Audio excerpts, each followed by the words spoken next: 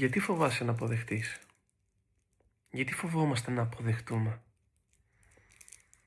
Νομίζω πως φοβόμαστε να αποδεχτούμε γιατί είμαστε εθισμένοι στην ταυτότητα του θύματος.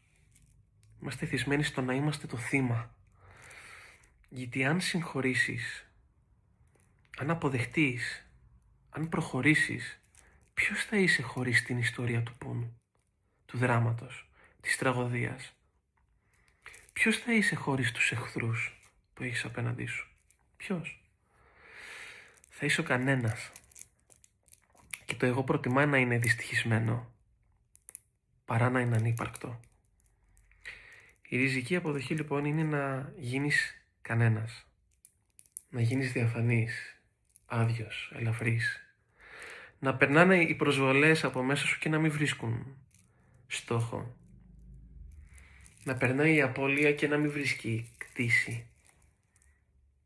Και εδώ είναι το παράδειγμα του ουρανού. Ο ουρανός αποδέχεται την καταιγίδα. Ναι. Ο ουρανός αποδέχεται την ηλιοφάνεια, τον ήλιο. Ναι. Αποδέχεται τα πουλιά και τα αεροπλάνα που τον σκίζουν και τον διαπερνούν. Ναι.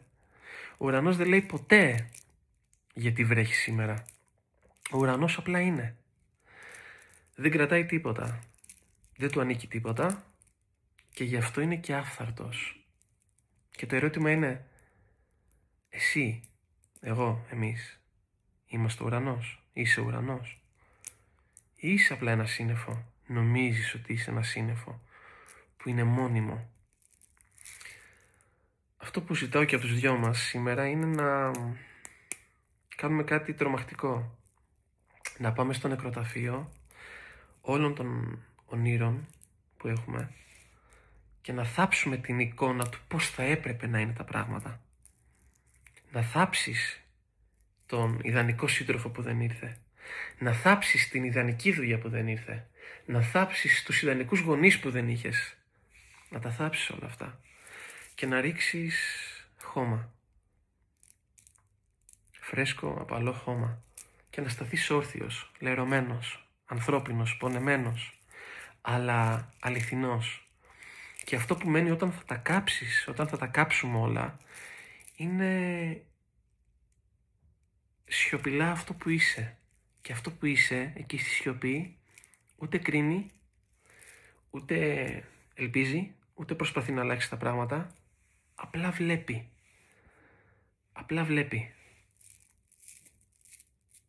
Βλέπει την αλήθεια και όχι τη μάσκα, όχι το ρόλο, όχι την επιφάνεια. Βλέπει αυτό που βρίσκεται πίσω από τα σύννεφα. Γι' αυτό σταμάτα να προσπαθείς να φτιάξεις το κύμα. Δεν φτιάχνεται. Απλά μάθε να κάνεις σερφ. Ή πνίξου μέσα σε αυτό. Η επιλογή είναι πάντοτε δική σου. Αλλά φρόντισε να μην ξαναπείς ποτέ ότι φταίει η θάλασσα. Γιατί η θάλασσα ήσουν, είσαι και θα είσαι εσύ.